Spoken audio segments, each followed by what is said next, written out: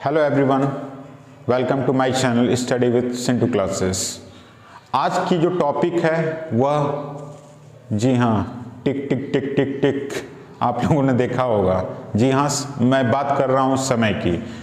समय पे बात करने से पहले मैं चाहता हूँ कि आपका कुछ समय लाइक और सब्सक्राइब और शेयर के लिए जी हाँ अंगूठे को उठा लीजिए और धीरे से सब्सक्राइब पे क्लिक कर दीजिए। अगर हाँ आप नए हैं, अगर आप मेरे चैनल पे नए हैं तब सब्सक्राइब के बटन पे क्लिक कीजिएगा, क्योंकि कभी कभी होता क्या है कि आप मेरे चैनल पे नए भी नहीं हैं और सब्सक्राइब के बटन को जब आप क्लिक करते हैं तो वहाँ पे अनसब्सक्राइब आ जाता है और आप लोग उसे अनसब्सक्राइब कर देते हैं। आप लोगों को वो पता भी नहीं चलता है, तो प्लीज़ ऐसा मत कीजिएगा। अगर आप मेरे चैनल पे नए हैं तभी सब्सक्राइब के बटन को प्रेस कीजिए, और अगर आप मेरे चैनल पे पुराने हैं तो लाइक के बटन को और शेयर के बटन को जरूर प्रेस कर दीजिए। तो मैं बात कर रहा था समय की। समय इतना इंपॉर्टेंट होता है कि यह कुछ भी करा सकता है। जी हाँ, आप समय को तो देख नहीं सकते हैं, लेकिन समय आपको बहुत सारी चीजें दिखा देता है। एक छोटा सा बच्चा होता है, वह माँ के पेट में होता है, वह पैदा होता है, वह भी एक समय है। बच्चा धीरे धीरे बड़ा होता जाता है, वह भी एक समय है।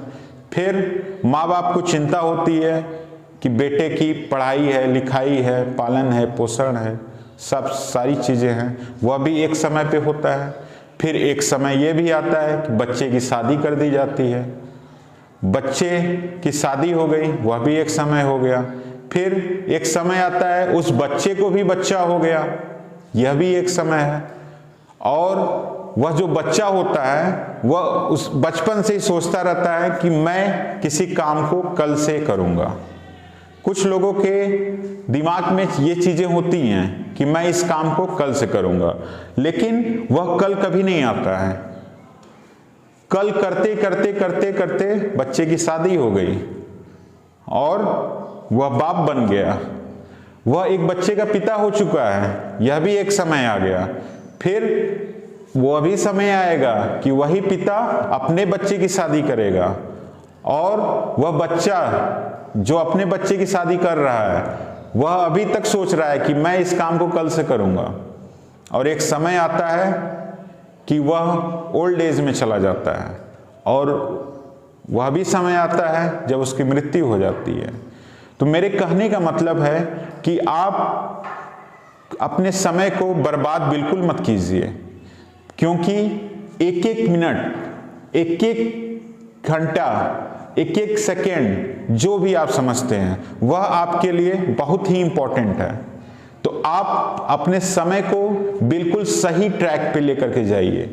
कुछ लोग होते हैं कहते हैं अरे यार मेरा समय नहीं बीत रहा है। अरे ये कौन सी बात हुई, समय नहीं बीत रहा है?